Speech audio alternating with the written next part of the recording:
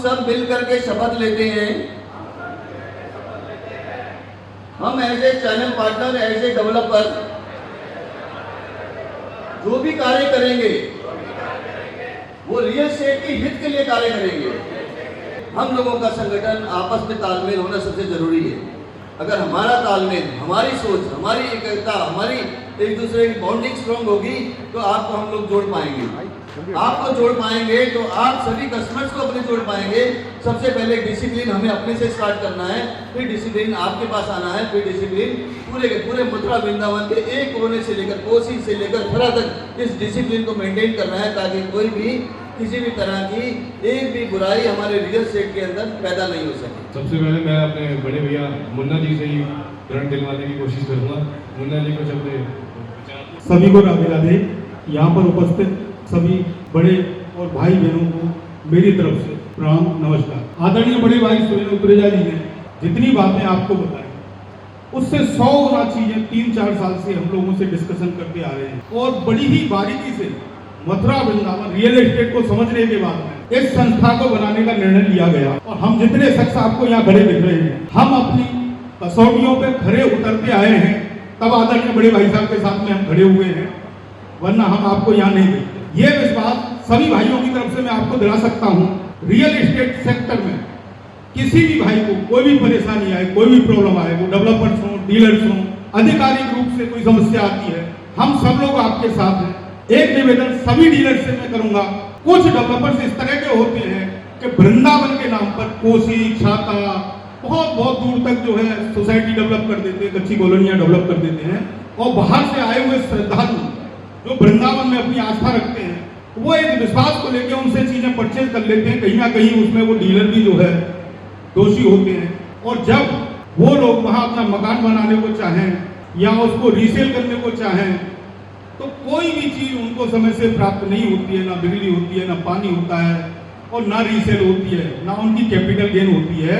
वो परेशान होकर जो है डीलर्स और डेवलपर्स जो वहाँ के थे उनसे हाथ जोड़ते हैं, कैसे भी हमारा जितना पैसा लगा है, हमने जो 10 साल पहले दिया था उतना ही पैसा हमें दे दो। तो वृंदावन के नाम पर इस तरह के लोग जो काम करते हैं, सभी डीलर से मेरा जो है डेवलपर से अनुरोध है, इन लोगों पे अंकुश लगाने का काम करें, इन लोगों के बारे में अवेयरनेस फैलाएं कि ये वृंदावन नहीं है, ये वृंदावन से संबंधित लोग नहीं है, ये वृंदावन में काम करने वाले लोग नहीं है, ये सस्ती से सस्ती जमीन ढूंढते हैं और लोगों को ठगते हैं और महंगे से महंगा बेचते हैं। और वह व्यक्ति जो इनसे जमीन लेता है, कहीं ना कहीं वो वृंदावन के बारे में जब किसी और से बात करता है, कोई प्रॉपर्टी परचेज करने के लिए उससे पूछता है, तो वो कहता है जी मैं तो फंस गया, मैं तो ठग गया, बहुत सोच समझ के जाना। तो हमने सभी ने मिलकर आदरणीय बड़े भाई साहब के संरक्षण में इस Mathura Vrindavan developer dealer welfare association का गठन इसीलिए किया है कि कोई भी श्रद्धालु जो वृंदावन में अपनी आस्था रखता है, यहाँ पर रियल एस्टेट परचेज करता है, चाहे वो फ्लैट हो, विला हो, फार्मिंग लैंड हो या कुछ भी हो, उसके साथ किसी भी प्रकार का धोखा ना हो, ऐसी हम सबको मिलकर चिंता करनी है। और हम सब तन मन धन से सभी एसोसिएट्स भाइयों के साथ में एक फैमिली बन के काम करने के लिए तैयार हैं। सभी डेवलपर्स को हम धन्यवाद कहते हैं। आपके लिए कभी काम की कमी नहीं पड़ेगी। वृंदावन में आपके पास कस्टमर की भरमार हमेशा रहती है, आपके पास कभी काम की कमी ना पड़े, इस सब चीजों को चिंता करते हुए एसोसिएशन का गठन हुआ है।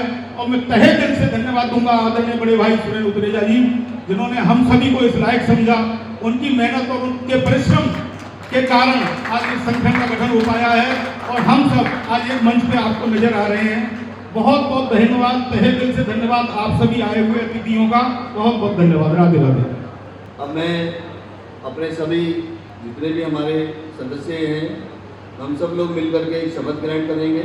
उसके बाद हमारे जितने एसोसिएट्स हैं जो भी इस संस्था से जुड़े हुए हैं, वो भी एक शपथ ग्रहण करेंगे।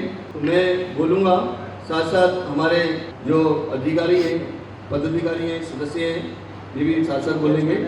हम सब लोग मिलकर के कसम खाते हैं बिहारी जी और राधा रानी को साक्षी रख करके हम जो भी कार्य करेंगे वो इस संस्था के हित के लिए करेंगे और इस संस्था को आगे बढ़ाने के लिए करेंगे।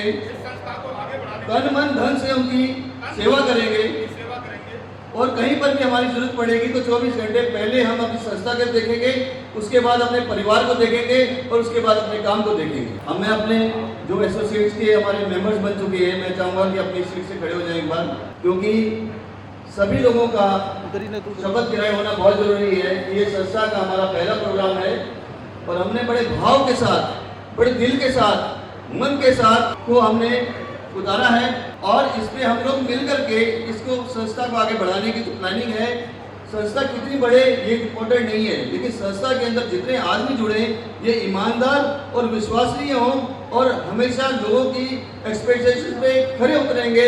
इस भावना के साथ हम मिल करके शपथ लेंगे। हम सब मिल करके शपथ लेते हैं,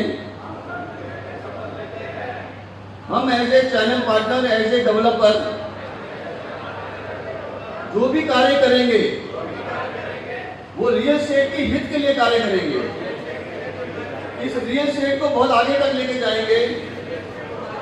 हमारी वजह से कभी भी किसी को बदनामी नहीं होगी और कभी भी शर्मिंदगी नहीं होगी और हमसे जुड़ा हुआ हर व्यक्ति हमसे खुश रहेगा और समय समय अनुसार हम उनको गाइड करते रहेंगे और उनकी जमीन के ऊपर जो उन्होंने यहाँ खरीदी है वो कहीं ना कहीं हम ही लोग उनकी ध्यान रखेंगे और उसको आगे बढ़ाने की कोशिश करेंगे और उसका हर एक पैसा जो उसने हमारे विश्वास पे लगाया है हम उसको कई गुना करा के देंगे और हमारी तरफ से किसी तरह की कमी नहीं आने देंगे। ये हमारा एक वचन है। आप ये देखिए, ये वृंदावन है, मथुरा है, यहाँ की जमीन है। लोग कहते हैं मैंने जमीन खरीद ली। मेरा मानना ये है कोई भी इंसान कभी जमीन नहीं खरीदता, ना कभी जमीन बेचता है। हर आदमी पेपर खरीदता है, पेपर बेचता है, जमीन वहीं की वहीं रहती है। 5000 साल पहले भी जमीन यही थी, 1000 साल पहले भी जमीन यही थी, आज भी यही थी। कभी कोई जमीन खरीद ही नहीं सकता।